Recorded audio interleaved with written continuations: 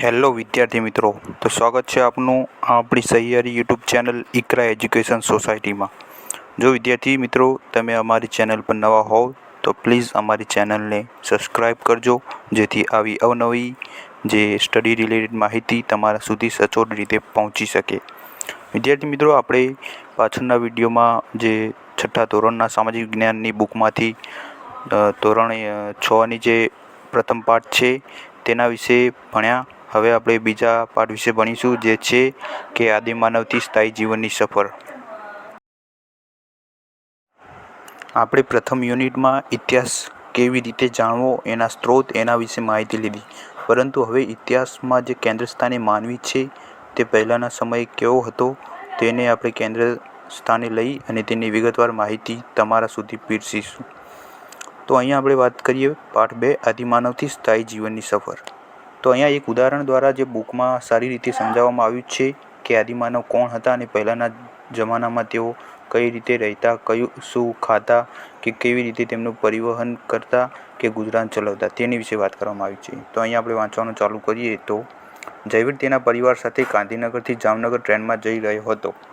બારી પાસે બેસીને તેણે રસ્તામાં વૃક્ષો, બળદગાડા, ઊંટલારીઓ, રિક્ષા, બસ, ટ્રક, ટ્રેક્ટર જોયા.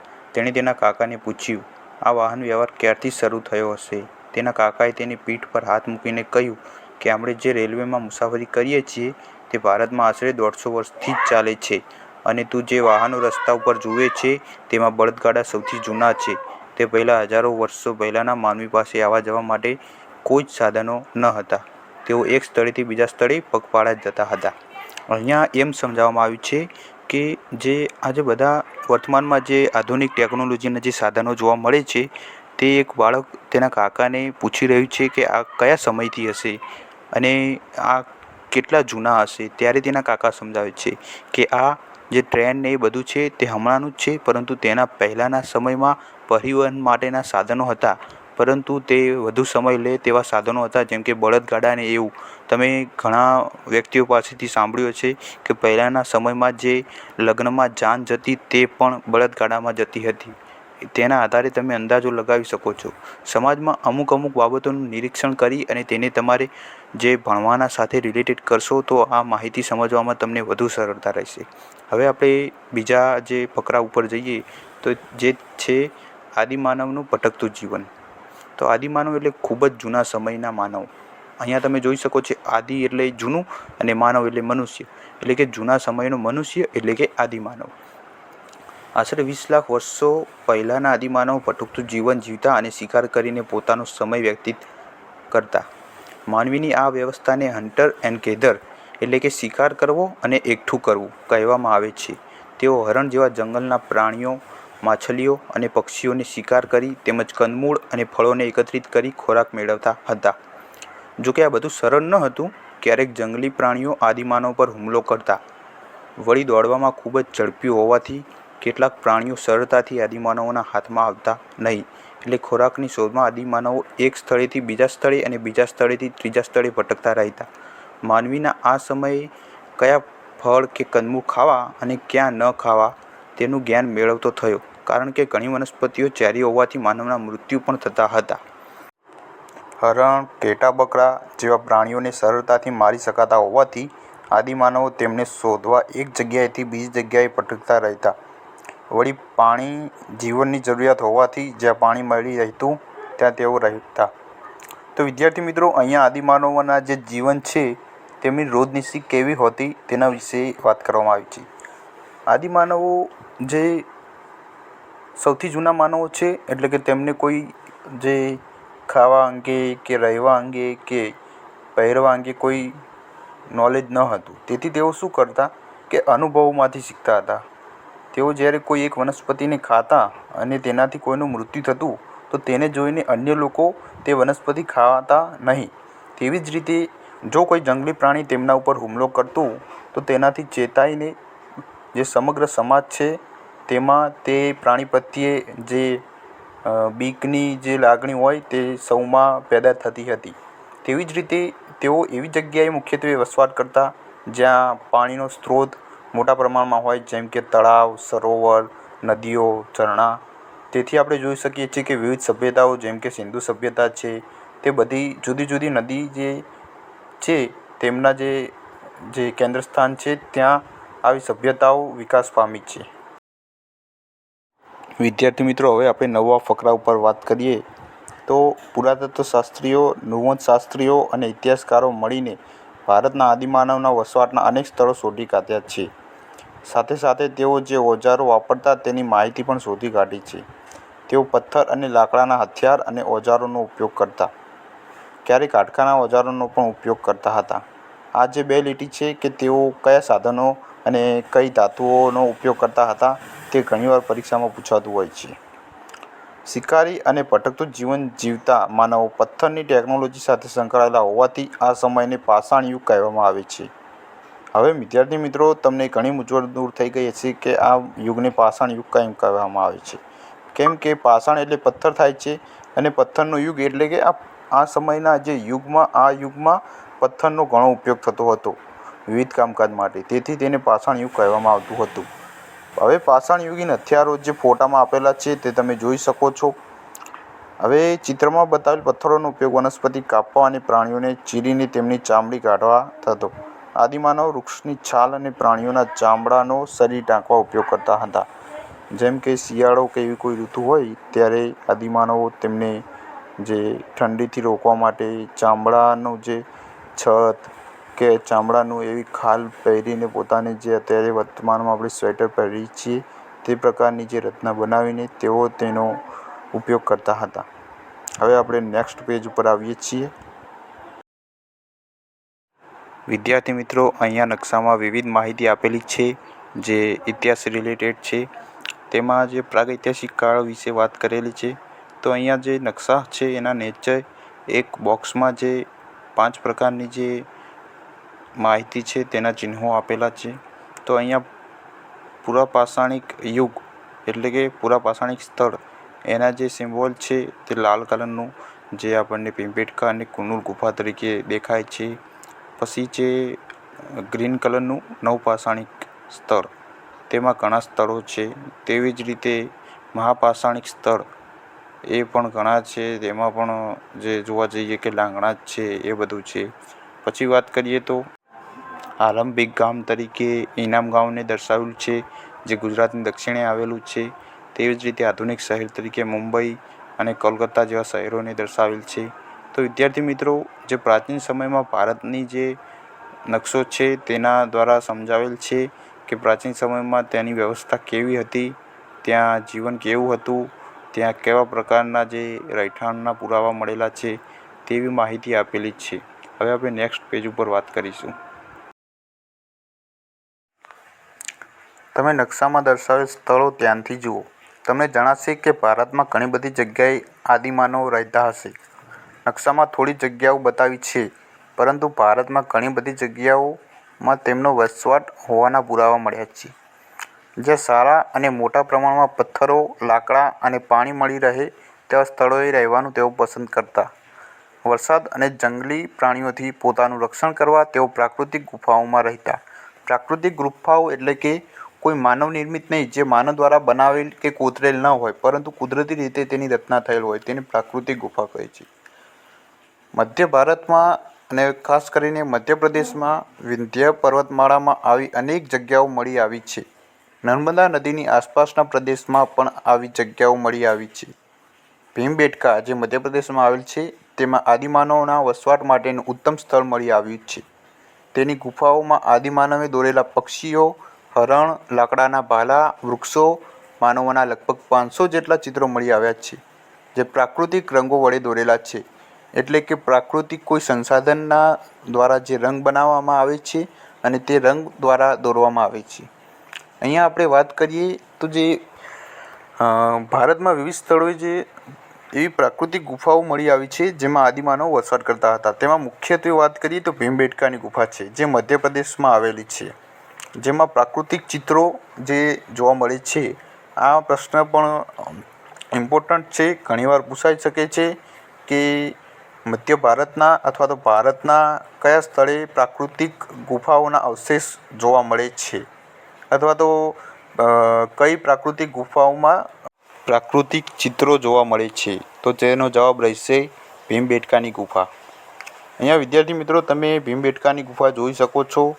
તો તેમાં જે ખાના જેવી બારીઓ અથવા તો દરવાજા જેવું લાગે છે તે અંદર જવાનો માર્ગ છે અને અંદરથી વિશાળ ગુફાઓ જોવા મળે છે, જેમાં તે તત્કાલીન સમયના આદિવાસીઓ દ્વારા જે પ્રાકૃતિક રંગો દ્વારા ચિત્રો દોરેલા છે તે અત્યારે પણ જોવા મળે છે તેના અવશેષો. હવે મિત્રો આપણે આગળના પેજ ઉપર વાત કરીશું. હવે આપણે જોઈશું અગ્નિ અને ચક્રનો ઉપયોગ અને શોધ. તો તેની શોધ ક્યારથી થઈ અને તેનો ઉપયોગ કયા પ્રકારે થયો તેના વિશે જાણીશું. દક્ષિણ ભારતના કુર્નુરમાં મળી આવેલી આદિમાનવોની ગુફામાંથી રાખના અવશેષો મળ્યા છે. જે કુર્નુર ગુફાઓ છે તે દક્ષિણ ભારતના આંધ્રપ્રદેશમાં આવેલ છે, જે દર્શાવે છે કે તેઓ અગ્નિથી પરિચિત હશે.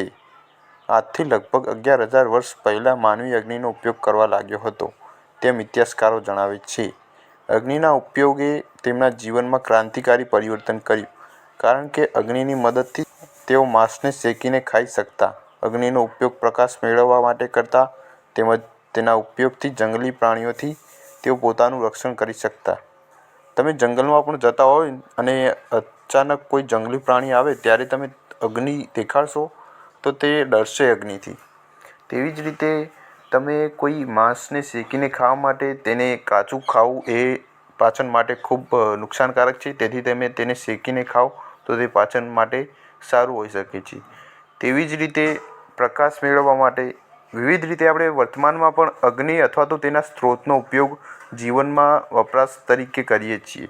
તો પહેલાંના સમયમાં અત્યારે આપણને અગ્નિ આટલું વધુ ફાયદાકારક છે, ત્યારે તો કોઈ જ આવા તેના અગ્નિના જે ઉપમાકારક સાધનો ન હતા. તેવા સમયે અગ્નિ એક ખૂબ મોટું ક્રાંતિકારી પરિવર્તન લાવનારું પરિબળ બની રહ્યું હતું.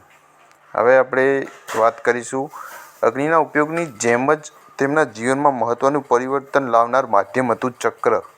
ઝાડના થડ અને જાડા લાકડામાંથી તેઓ ચક્ર એટલે કે પૈડું બનાવતા શીખ્યા. હવે પૈડો લોકો વિચારતા હશે કે પૈડાથી એમના જીવનમાં શું ક્રાંતિકારી આવી હશે. તો તેમના જે જીવનમાં પૈડું એ એટલું મહત્ત્વ હતું કે પૈડાથી તેઓ જે બળદગાડા અને વગેરે સાધનો તેમજ ખેતીના જે ખેડાણ વગેરેમાં તેનો ઉપયોગ કરતા હતા. તેથી તેના માટે તેઓ એક ક્રાંતિકારી તરીકે એક સંસાધન ઉભરી આવ્યું હતું. હવે આપણે વાત કરીશું બદલાતું પર્યાવરણ. આજથી લગભગ 12,000 વર્ષો પહેલાં વિશ્વભરના વાતાવરણમાં વ્યાપક પરિવર્તન આવ્યું. દુનિયાના અનેક ક્ષેત્રોમાં તાપમાન વધતા વનસ્પતિ અને ઘાસના ક્ષેત્રો ઊભા થયા. તેને પરિણામે ઘાસ ખાનારા હરણ, ઘેટા બકરા જેવા તૃણાહારી પ્રાણીઓની સંખ્યા વધવા લાગી. તેનો લાભ આદિમાનવને ચોક્કસ મળ્યો. તેઓ આવા પ્રાણીઓની રીતભાતનો અભ્યાસ કરવા લાગ્યા અને આમ તેમનો માનસિક વિકાસ પણ થવા લાગ્યો. વાતાવરણમાં આવેલ પરિવર્તનને કારણે ઘાસ, વૃક્ષો, વનસ્પતિની સાથે સાથે ઘઉં, જવ અને અન્ય ધાન્યોના સંપર્કમાં તેઓ આવ્યા. પથ્થરના ઉપયોગથી સ્ત્રીઓ, પુરુષો અને બાળકો અનાજના દાણા એકત્રિત કરતા. કુતૂહલ વૃત્તિથી થયેલા આ કાર્યોને ધીમે ધીમે ભારતમાં કૃષિની શરૂઆત કરી.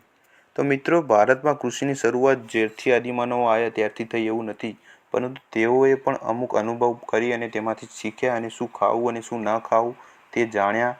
અને પછી જે કઈ વનસ્પતિ ખાવી અને તેના પોષણમાં શું જરૂરી છે, તેને ઉગાડવા માટે શું જરૂરી છે તે બધું જાણ્યું અને તેના આધારે તેઓએ તેમનો વસવાટ કાયમી કર્યો અને જે ભટકતા જીવનમાંથી કાયમી સ્થિત જીવનમાં તેઓ પરિવર્તન પામ્યા. હવે આપણે વાત કરીશું કે લોકો ધાન્ય ઉગાડવા પથ્થરનો ઉપયોગ કરવા લાગ્યા. નદીના કિનારાની આસપાસ ધાન્ય ઉગાડવા લાગ્યા અને ધીમે ધીમે કૃષિની શરૂઆત થતાં તેમણે ધાન્ય ઉગતું હોય તેની આસપાસ ગારા માટી ઘાસના મકાનોમાં રહેવાનું શરૂ કર્યું અને ક્રમશઃ તેમના ભટકતા જીવનનો અંત આવ્યો અને સ્થાયી જીવનની શરૂઆત થઈ. તેમના સ્થાયી જીવનનો પ્રથમ સાથીદાર કે મિત્ર કૂતરો હતો. અહીંયા વાત જે IMP છે આ રહી કે આદિમાનવોના જીવનનો પ્રથમ સાથીદાર પ્રાણી અથવા તો મિત્ર કોણ હતો, તો તેનો જવાબ રહેશે કૂતરો હતો. તો હવે આપણે વાત કરીએ તો તે સિવાય તેઓ ઘેટા બકરા અને ગાય, ભેંસ, ભૂંડ જેવા પશુઓથી પણ પરિચિત હતા. ધીમે ધીમે તેમણે તેમની સાથે પણ સમાયોજન શરૂ કર્યું. આવા પાલતુ પશુઓનું તેઓ જંગલમાં હિંસક પ્રાણીઓથી રક્ષણ કરતા. આમ તેઓ ખેતીની સાથે સાથે પશુપાલન સાથે સંકળાયા. જોકે તેમણે પશુઓનો ઉપયોગ દૂધ માટે ક્યારથી કર્યા તે અંગે સંશોધન થઈ રહ્યું છે. તો હવે આગળના પેજ પર વાત કરીએ. હવે આપણે વાત કરીશું જે પ્રાચીન સમયના જે લોકો હતા તેમના સ્થાયી જીવન, તેમના ભોજન, તેમના રહેઠાણ અને તેમના પોશાક વિશે, કે તેઓ શું ખાતા, ક્યાં રહેતા અને કેવું પહેરતા, તેના વિશે વાત કરીશું. તો કૃષિની શરૂઆતે અને પશુપાલન પ્રવૃત્તિએ આદિમાનવને ભટકતા જીવનમાંથી સ્થાયી જીવન તરફ પરિવર્તિત કર્યો. હવે તમે વિચારતા હશો કે કૃષિ એવું શું પરિબળ હશે કે જેના કારણે તે આદિમાનવ હતા તે ભટકતું જીવન જીવતા હતા, તેમાંથી તેઓ જે સ્થાયી જીવનમાં રૂપાંતર પામ્યા. તો તેનું જે કારણ છે તે આપેલું છે, તમે જોઈ શકો છો. આપણે જાણીએ છીએ કે કૃષિ માટેના સ્થળોને છોડીને જઈ શકાતું નથી, કારણ કે પાકને ઉગતા થોડો સમય લાગે છે, તેને પાણીની જરૂર પડે છે અને પાક તૈયાર થતાં અનાજના છોડને કાપીને તેમાંથી અનાજ કાઢવું પડે છે. આ પ્રક્રિયાએ ભારતમાં સ્થાયી જીવનની શરૂઆત કરી. એમ પ્રશ્ન પૂછાય કે ભારતમાં આદિમાનવોની સ્થાયી જીવનની શરૂઆત કયા પરિબળના આધારે થઈ, તો તેનો જવાબ રહેશે જે કૃષિ છે. અનાજનો સંગ્રહ કરવા તેમણે માટીના માટલા, કડા વગેરે બનાવવાની પણ શરૂઆત કરી. હવે ભટકતા જીવનનો અંત આવતા તેમના ખોરાક, પોશાક અને રહેઠાણમાં વ્યાપક પરિવર્તન આવ્યું.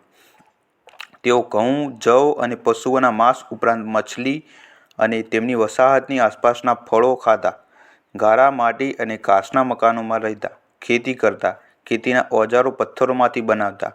આમ પૂછાય કે આદિમાનવો ખેતીના ઓજારો શેમાંથી મેળવતા, તો ઓપ્શન હોય કે માટી, પછી વાત કરવામાં આવે કે પથ્થર, પછી વાત કરવામાં આવે કે લોખંડ. તો એમાં જવાબ રહેશે કે તેઓ ખેતીના ઓજારો પથ્થરોમાંથી બનાવતા, જેમાં ખુરપી, છીણી, દાંતરડાનો સમાવેશ થાય છે. નીચે આપેલ કોષ્ટકમાં ભારતની એવી જગ્યાઓ બતાવવામાં આવી છે જ્યાં અનાજ, રહેઠાણ, ઓજારો અને પ્રાણીઓના અવશેષો મળી આવ્યા છે, જે નીચે તમે જોઈ શકો છો. અહીંયા વાત કરવામાં આવે તો જે હાલ પાકિસ્તાન છે ત્યાંના મેહરગઢમાંથી ઘઉં, જવ, ઘેટા બકરા અને પથ્થરના ઓજારો મળી આવ્યા છે. તેમજ કોલડીવા જે ઉત્તર પ્રદેશમાં આવેલ છે તેમાં ચોખા અને પ્રાણીઓના હાડકાં મળી આવ્યા છે. પછી વાત કરીએ મહાગઢા, એ પણ ઉત્તર પ્રદેશમાં આવેલ છે જ્યાં ચોખા, ઘેટા બકરા અને પથ્થરના ઓજારો મળી આવ્યા છે. હવે આપણે ગુજરાતના એક સ્થળની વાત કરીએ જે છે લાંગણજ, તેમાંથી માનવ વસાહત અને ગેંડો મળી આવેલ છે. આ જે ગેંડો છે તે IMP પ્રશ્ન છે કે ગેંડાના અવશેષો ભારત અથવા ગુજરાતમાંથી ક્યાંથી મળી આવ્યા છે, તો તેનો જવાબ રહેશે કે લાંગણજ, ગુજરાત. હવે આપણે વાત કરીએ બુર્જહોમ અને ગુફરકાલ, તે પણ IMP છે જે જમ્મુ કાશ્મીરમાં આવેલ છે. જ્યાંથી શું મળેલ છે, તો કે જ્યાંથી ઘઉં, મસૂર, કૂતરા અને ખાડાવાળા મકાન મળી આવે છે. ખાડાવાળા મકાન હોય તેને બુર્જહોમ પણ કહેવામાં આવે છે. હવે આપણે વાત કરીએ ચિરાંદ, જે બિહારમાં આવેલ છે, તેમાંથી શું મળેલ છે, તો તેમાંથી ભેંસ, બળદ અને ઓજારો મળેલ છે. હવે આપણે નેક્સ્ટ પેજ ઉપર વાત કરીશું. હવે આપણે વાત કરીશું અખંડ ભારતના એવા પ્રાચીન સ્થળ જે પૂર્વે ઐતિહાસિક સ્થળ માનવામાં આવતું હતું. તો અહીંયા આપણે વાત કરીએ તો પુરાતત્વ શાસ્ત્રીઓએ શોધેલા સ્થળોમાં બુર્જહોમ, ગુફરકાલ, હુરંગી, મેહરગઢ, લાંગણજ અને ભીમબેટકામાંથી આપણને માનવ વસાહત અને તેમના પશુપાલનની માહિતી મળે છે. હવે વિદ્યાર્થી મિત્રો, આપણને આ માહિતી મળે છે તે કોણ આપે છે, તે પુરાતત્વ શાસ્ત્રીઓ આપે છે. તો પુરાતત્વ શાસ્ત્રીઓ વિશે જાણીએ તો પુરાતત્વ શાસ્ત્રીઓ શું હોય છે, કેમ તે આપણને માહિતી આપે છે. તો પુરાતત્વ શાસ્ત્રી જે SIનું ખાતું છે, જેને આર્કિયોલોજીકલ સર્વે ઓફ ઇન્ડિયા કહેવામાં આવે છે, તો તે જે જૂની ભારતની જે વસાહતો છે, એવા સ્થળો છે જે દુર્લભ હોય તે રીતે આપણને જાણ આપે છે અને તેને સુરક્ષિત રાખે છે, જેનાથી આપણને તે સ્થળ વિશેની માહિતી મળે છે. હવે આપણે વાત કરીએ તો મેહરગઢ, જે હાલ પાકિસ્તાનમાં આવેલ છે, અને ઇનામગામ જેવા સ્થળોએથી તો તેમના ઘર અને ખેતીવાડીની માહિતી પણ મળે છે. તેઓ જવ અને બાજરી જેવા ધાન્ય ઉગાડતા. મેહરગઢ અને ઇનામગાંવ જેવા સ્થળોએથી પથ્થરના તીક્ષ્ણ ઓજારો મળી આવ્યા છે, જે તેમના કૃષિ કાર્યમાં વપરાતા હશે. તો વિદ્યાર્થી મિત્રો, તમે અહીંયા મેહરગઢનું જે ચિત્ર જોઈ શકો છો તેમાં તમને નજર આવશે કે અહીંયા જે ઘરો છે તે ચોરસ ડબ્બા જેવા છે. તેથી એક પ્રશ્ન અહીંયા એ પણ બને છે કે હડપ્પીય સભ્યતાના કયા સ્થળેથી જે ચોરસ અને લંબચોરસ આકારના ઘરો મળી આવ્યા છે, તો તેનો જવાબ રહેશે મેહરગઢ, જે હાલ પાકિસ્તાનમાં આવેલ છે. પ્રાચીન સમયમાં મેહરગઢ ભારતનું સૌથી પ્રાચીન ગામ ગણી શકાય. તમે નકશામાં મેહરગઢ જુઓ. અહીં લોકોએ જવ અને ઘઉંની ખેતીની શરૂઆત કરી હતી. તેઓ ઘેટા બકરા પાળતા, ખેતી કરતા અને અનાજનો સંગ્રહ કરતા. તો વિદ્યાર્થી મિત્રો, મેહરગઢ માટે એક IMP પ્રશ્ન બીજો એ પણ છે કે સિંધુ સભ્યતામાં સૌપ્રથમ જવ અને ઘઉંની ખેતીની શરૂઆત કયા સ્થળેથી થઈ હતી? તો તેનો જવાબ રહેશે મેહરગઢ. અથવા તો એમ પણ પૂછી શકાય છે કે સિંધુ સભ્યતામાં સૌપ્રથમ કયા પાકની ખેતીની શરૂઆત થઈ હતી? તો તેનો જવાબ રહેશે જવ અને ઘઉં. અહીંયા આપણે મેહરગઢ અને ઇનામ ગામની જ વાત થઈ રહી છે, તેના વિશે ભણીએ તો અહીં પ્રાણીઓના હાડકાં પણ મળી આવ્યા છે. તેઓ લંબચોરસ ઘરોમાં રહેતા, જે મેં આપણને આગળ જણાવ્યું કે તેઓ ચોરસ અને લંબચોરસ પ્રકારના ઘરોમાં રહેતા. આ ઘરોમાં અનાજનો સંગ્રહ કરવાના નાના નાના કોઠાર પણ મળી આવ્યા છે. મેહરગઢમાં મળી આવેલ પુરાવા મુજબ તેઓ મૃત્યુ પામનારને માન સન્માનથી દફનાવતા હતા. અહીંથી આવા ઘણા પુરાવા મળી આવ્યા છે, જે એક જગ્યાએથી આમ જોઈએ તો મનુષ્યની સાથે બકરીને પણ દફનાવવામાં આવી હોવાનો પુરાવો મળી આવ્યો છે. આ બાબત તેમના મૃત્યુ પછીના જીવનની કલ્પના કે માન્યતા સૂચવે છે. તો એમ પ્રશ્ન પૂછાય કે હડપ્પીય સભ્યતાના કયા સ્થળેથી મનુષ્યની સાથે બકરીને પણ દફનાવવાના જે વિધિના પુરાવા મળ્યા છે? તો તેનો જવાબ રહેશે મેહરગઢ, પાકિસ્તાન. આવી જ રીતે મહારાષ્ટ્રમાં ઇનામગાંવ નામનું પણ સ્થળ મળી આવ્યું છે, જ્યાંથી બાળકોના મૃતદેહના અવશેષો મળ્યા છે. તેઓ ગોળ આકારના ઘરોમાં રહેતા, પશુપાલન કરતા અને ખેતીના પાકોમાં બાજરી અને જવ પકવતા હતા. તો વિદ્યાર્થી મિત્રો, જો આપને અમારો વિડીયો પસંદ આવ્યો હોય તો પ્લીઝ અમારી ચેનલ ઇકરા એજ્યુકેશન સોસાયટીને સબસ્ક્રાઈબ કરજો અને તમારા મિત્રો સુધી શેર કરજો. અને આ વિડીયોને લાઈક કરવાનું જરાય ભૂલતા નહીં. તો વિદ્યાર્થી મિત્રો, આ વિડીયો જે અમારા દ્વારા બનાવવામાં આવે છે તે માત્ર ધોરણ 6ના વિદ્યાર્થીઓ માટે જ નહીં, પરંતુ મોટા ભાગે તો આ જે કોમ્પિટિટિવ એક્ઝામની તૈયારી કરતા વિદ્યાર્થીઓ માટે બનાવવામાં આવે છે, જેથી તેમને આ વધુ મદદરૂપ થઈ શકે છે. જો વિદ્યાર્થી મિત્રો તમે યુનિટ 3નો જે વિડીયો આગળનો જોવા માંગતા હોય તો કોમેન્ટ કરો, જેથી હું જલ્દીથી જલ્દી કરીને નવો વિડીયો લઈને તમારી સમક્ષ આવી શકું છું. તો મળીએ છીએ નવા વિડીયોમાં, નવા ટોપિક સાથે અને નવા ચેપ્ટર સાથે.